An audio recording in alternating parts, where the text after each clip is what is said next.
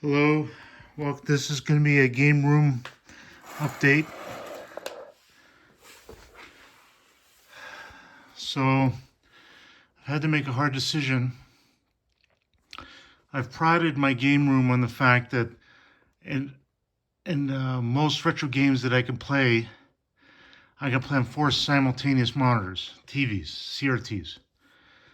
This one was from an old friend of mine. Um, it had a mind of its own. It would turn on and off. It would change channels on its own. And in a way, it was kind of possessed, if you believe in that sort of thing, or if you care to be afraid of that sort of thing. You know, I liked having that personality just sort of chime in. It didn't bother me that it would switch channels and it would just be static or turn off and on. First time I did it really freaked me out. You know, it's like that's like scary movie star where I used to lie in my game room with the lights off and just chill. And then this thing pops on. I was like, what the fuck?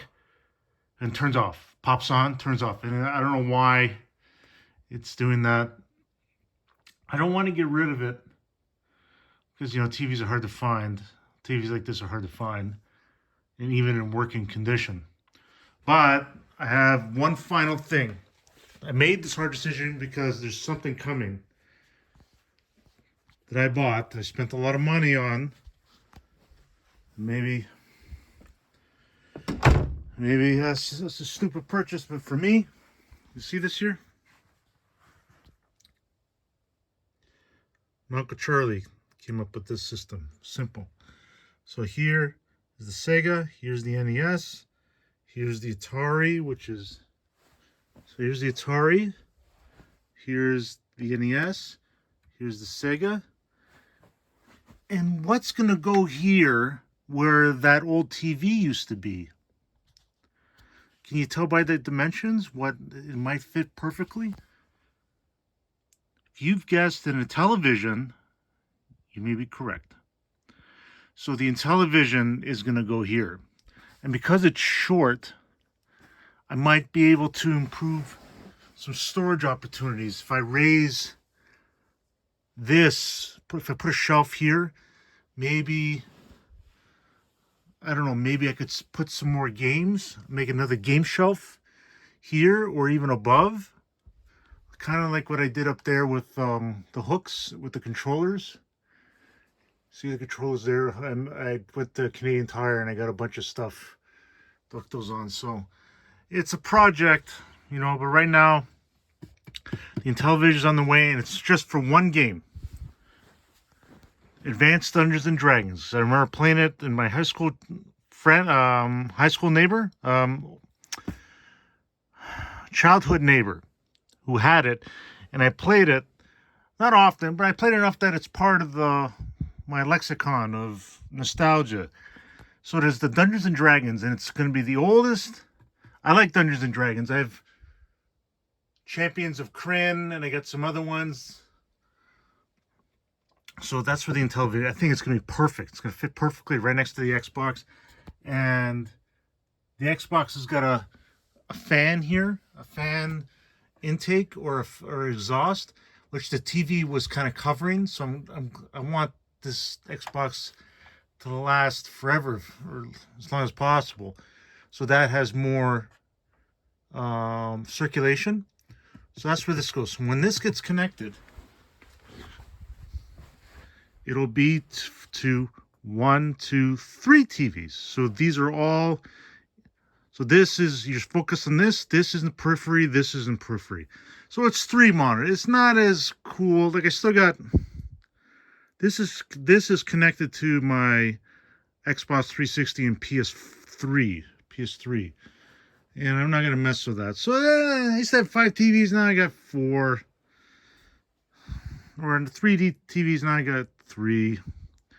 It was a hard choice. The TV, there was no room to stack. It's just that it'll be a clean setup. It's hard to see it go. I don't know. There's no place to put it around here. Look how small this room is. There's just no other room. I just had to make a hard decision, you know. Just had to make a hard decision. So, and they're putting instructions so then my kids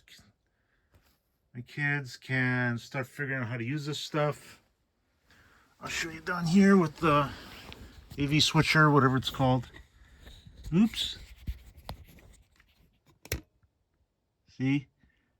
SNES, PS3, 360, and then the one that it's on right now that's not labeled, that's for VCR and DVD.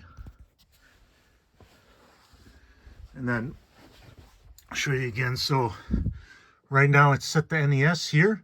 If I want Sega, goes here, travels down. See, it's here, it's connected here. And then this goes into the splitter. This goes into the splitter to this TV, and this TV. And it used to be this TV, 4, but now it's 3. So now if I want to play Sega, or sorry, if I wanted to play in television, because that's where it's going to go. It says Intel. I go boom, boom. Now it's going to play in television on 3 TVs. That's not bad, eh? And then if I want to play Atari, boom, boom. And now I was playing, what was I playing? I was playing Demon Attack with my daughter. She was watching me play it on all the 4 screens, but now it's 3. But you know what? I think it's a fair trade-off. I think I get more out of having the system in my collection, possibly some opportunities for storage here because it's a lot of space, you know, because I got a lot of DVDs. Maybe another DVD shelf would be cool there. I'd like that. I don't know how I would sort that out, but we'll see. Anyways, it gives me more options, more storage, more games, more systems. And yeah, so that's the game update. When it's plugged in and when it's all plugged in and everything, I'll do another game room update and I'll fill you in on how that's working out. And then future projects and how to fill in this space here. Because I think the footprint is perfect, I think. It should be perfect. Depth-wise, it should be just enough. Because I'm only going to have one game installed in it, which is Dungeons & Dragons. So if it just comes up to here, it's low enough that it's not going to impede the circulation of the 360 like the TV used to. So in here, I want to expand more movies. See all my movie collection?